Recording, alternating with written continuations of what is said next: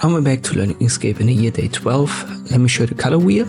So in the last video I've shown you the basic swatches down below. You can use them with a left click to change the fill, and with holding shift and left clicking you change the stroke. But you can also pick all colors in between these swatches. You can double click right here at the bottom left. This opens the fill and stroke menu.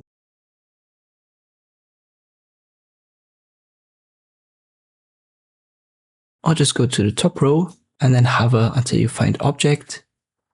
And fill and stroke should be the second option in the drop down. Left click on it and this opens the side menu. We're going to go over all of the details in future videos. For now, we're going to focus right here on the color wheel. Make sure that the drop down is open and then you can see it. And we are under fill. We also have stroke paint and stroke style. For now, make sure that you're under fill.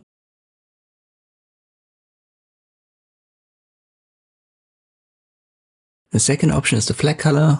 The first option is no paint, which is our X at the bottom left. So it simply gets rid of the color. We're gonna use flat color, and then you can see right here this color wheel. And there's a little circle inside, and this stripe. The stripe indicates color that you're on, but you can also drag this little circle around and change the color. And in principle, there are 3 points. There's always a black point, always a white point. And you can see if you drag this around, this doesn't change the color anymore when you're on black and white, or when you are where the stripe is, you get exactly the color. And everything in this triangle in between these 3 points gives you a mix of the 3 colors. So once again, black, white, and then the color where the stripe is.